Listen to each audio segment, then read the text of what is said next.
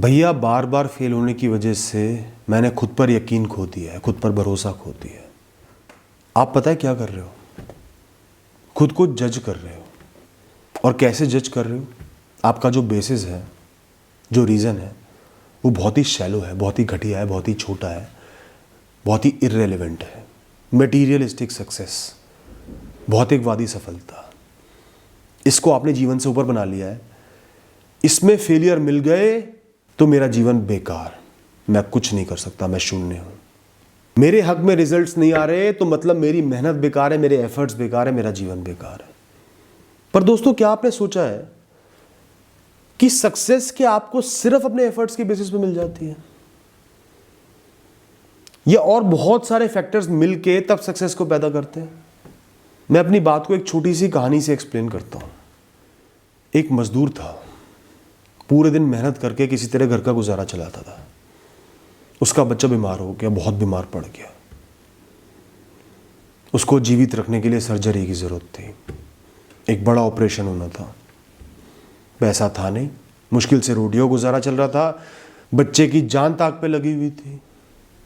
वो इंसान मर मर के जी रहा था। उसने अपनी जान लगा दी। वो पहले 10 घंटे काम कर रहा था, वो 15-15, 16-16 घंटे काम करना शुरू कर दिया। जिस से हो सका पैसा उधार लिया। जो छोटी मोटी चीजें थी वो भी सब बेच दी। किसी तरह उसने पैसा इकट्ठा किया। अभी भी पैसा इतना तो इकट्ठा नहीं हुआ, महीनों लग गए, लेकिन उतना पैसा इकट्ठा नहीं हुआ जितना चाहिए था, पर काफी हो गया था। भरोसा जम गया था कि कुछ दिनों में वो ऑपरेशन शायद हो जाए, मेरा बच्चा बच जाए। वो निरंतर मेहनत करे जा रहा था। उसका शरीर आधा रह गया। वक्त से पहले उसकी शक्ल पर बुढ़ापा झलकने लगा, लेकिन वो रुका नहीं। उसके दिमाग में एक फितूर सवार था कि बच्चे को किसी भी तरह सही करना है। बच्चे की मासूम आंखें जब भी वो देखता, वो खुद से लड़ता, अपने शरीर से लड़ता, मन से लड़ता कि नहीं, मैं रुकूंगा नहीं। एक सुबह वो काम पर निकला, घर में चोर घुस गए। उसकी बीवी को बहुत मारा, घायल कर दिया, सारा पैसा लूट कर ले गए। जब उसे पता चला, सबसे पहले बीवी को हॉस्पिटल ले जाना पड़ा। जो थोड़ा बहुत पैसा किसी और क्या रखवाया हुआ था, वो सब बीवी के इलाज में लग गया। बाकी पैसा सब गायब, चला गया। लोगों की उधारी भी थी, महीनों से पैसा जोड़ा हुआ था, सब खत्म। बच्चे को जीवित रखने की उम्मीद खत्म।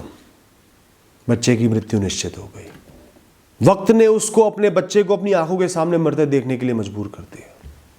बच्चे की मृत्यु के बाद वो बिल्कुल टूट गया, धराशायी हो गया। काम पे जा ही नहीं पाया, बिस्तर पर पड़ गया।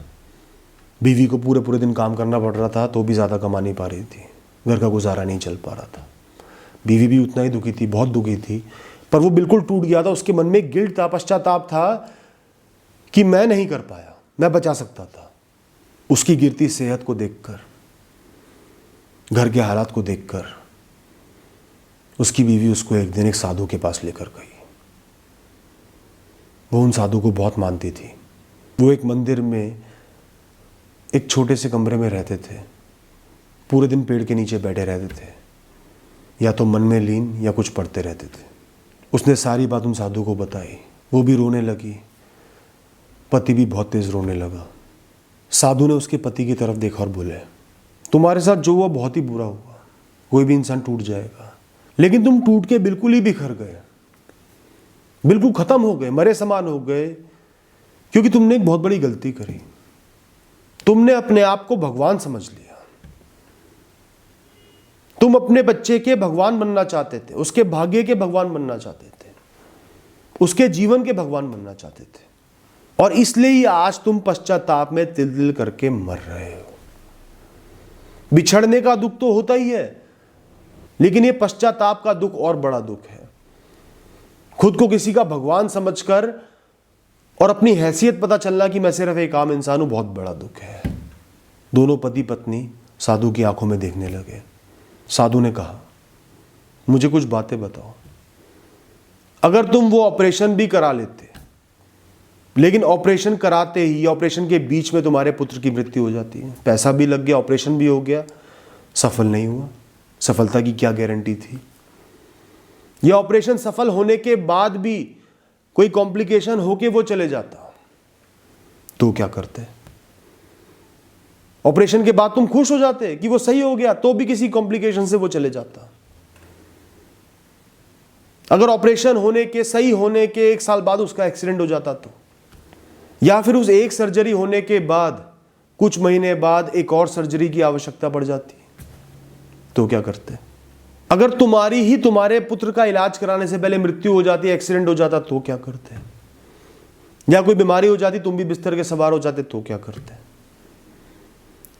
उस दिन वो चोर तुम्हारी बीवी की हत्या ही कर देते, पुत्र भी गया, बीवी भी गई, तो क्या करते? तुम, मैं, तुम्हारी बीवी या कोई भी इंसान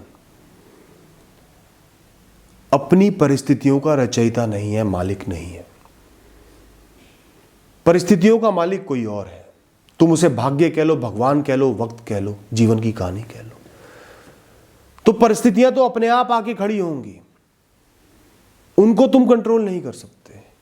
परिस्थितियों का सामना करना तुम्हारे ऊपर है, कर्म करना तुम्हारे ऊपर है, कोशिश करना तुम्हारे ऊपर है। तुम्हें तो खुद पर गर्व होना चाहिए कि जिस परिस्थिति में तुम जीवन जी रहे हो, मेहनत करके सिर्फ रोटी कमा पा रहे थे तो भी हार नहीं मानी, जान लगा दी अपने पुत्र के लिए, भागीरथ प्रयत्न कर दिए जो कोई नहीं कर सकता। गर्व होना चाहिए तुम्हें। ज्यादातर लोग ये भी नहीं कर पाते। उसका जीवन, उसकी मृत्यु, उसकी परिस्थितियां, तुम्हारी परिस्थितियां तुम्हारे हाथ में नहीं है। जो होना था हो गया। उसकी मृत्यु तय थी, उस समय निश्चित थी, वो चला गया, अपनी यात्रा पर आगे बढ़ गया। उसको कोई नहीं रोक सकता था। तुम रोकने वाले नहीं हो, तुम कोशिश करने वाले हो। तुम उसके सगे संबंधी हो, उससे प्रेम करते हो, तुमने कोशिश करी, हार नहीं मानी। ये तुम्हारी जीत है, यही तुम्हारा कर्म है, यही हर इंसान का मकसद है। लेकिन हम किसी के भगवान नहीं बन सकते। जो होना था वो हुआ, कोई ना कोई बानक बन गए, परिस्थिति खड़ी हो गई और वो हो गया। जो होना है वो अचानक तुम्हारी आंखों के सामने आके खड़ा हो जाएगा, बड़े से बड़ा या छोटे से छोटा, चाहे तुमने कितनी ही तैयारी करी हो। लोग सालों एक सपना देखने में लगा देते हैं और उस सपने के पूरे होने की एक दिन पहले उनकी मृत्यु हो जाती है, कुछ अनिष्ट हो जाता है, क्योंकि वो सपना पूरा नहीं होना उनकी कहानी में नहीं लिखा। तो तुमने अपनी कहानी की रचना तो नहीं करी, लेकिन कर्मों की रचना तुम कर सकते हो, और तुमने की भी। मैं एक साधु हूं, अनगिनत लोगों से मिला हूं, तब कह रहा हूं कि तुम जैसा पुरुषार्थी कर्मयोगी इंसान मैंने नहीं देखा। तुम्हारी कहानी अनोखी है और इसको अब खराब मत होने दो। कर्म करना त्यागो मत। उस दुख को अपने मन में समेटो, वो हमेशा रहेगा। उस बच्चे को अपने दिल में समेट कर रखो, वो तुम्हारे जीवन का अंश था, हिस्सा था, दिल में हमेशा सलामत रहेगा। और अपनी धर्मपत्नी का ख्याल रखो, तुम्हारी धर्मपत्नी तुम्हारा ख्याल रखे, एक दूसरे का ख्याल रखो और कर्म करते हुए जीवन को जियो। थोड़ा दिमाग भगवान में, अध्यात्म में लगाया करो, जो मोह कम हो, मोहनीय कर्म कम हो। और खासकर मृत्यु के बारे में एक बात कहूँगा कि जिसकी जिस क्षण मृत्यु आई है, कितना ही पैसा, कितने रिसोर्सेज, कितना ही कोशिश कर लो, कुछ भी कर लो, बढ़िया से बढ़िया अस्पताल ले जाओ, बढ़िया से बढ़िया डॉक्टर को ले आओ, कितनी ही जल्दी पहुंच जाओ, वो उसको लेकर ही जाएगी। तुम रोक नहीं सकते। वैसे ही वो पैसा जाना लिखा था, तुम उसको रोक नहीं सकते। या लोगों को बड़े से बड़े पैसे का नुकसान हो जाता है, बहुत मेहनत करके कमाते तो भी चले जाते, क्योंकि वो पैसा नहीं लिखा था। चोरी नहीं होती, बीमारी में खर्च हो जाता। बीमारी में खर्च नहीं होता, गंदी चीजों में उड़ा देते और ग्लानि आती, गलत आदतें पड़ जाती। तो अब उठो पुत्र, इस मृत्यु की शैया से जो तुमने अपने लिए खुद बना ली है, इससे उठो। तुम कर्म योगी हो, मुझे तुम पर गर्व है, तुम्हारी बीवी को तुम पर गर्व है, तुम्हें भी तुम पर गर्व होना चाहिए, तुम्हारे बच्चे को भी तुम पर गर्व था, तुमने उसके लिए जान लगा दी।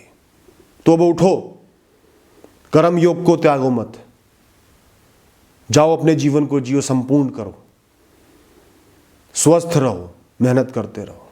उन साधु की बात सुनकर उस इंसान पर बहुत प्रभाव पड़ा। उस समय तक उसकी ऐसी हालत थी कि शायद वो कुछ महीने भी ना जी पाता, लेकिन उसके बाद वो काम पे पीक गया, काम में मन भी लगा, लोगों से बातें की, ध्यान भटका। दुख तो हमेशा रहा ही, लेकिन वो जीवन में शामिल हो गया, दिनचर्या में शामिल हो गया, जीवन में खुशियाँ भी आई और दोनों मियाँ बीवी ने अपने जीवन को जिया।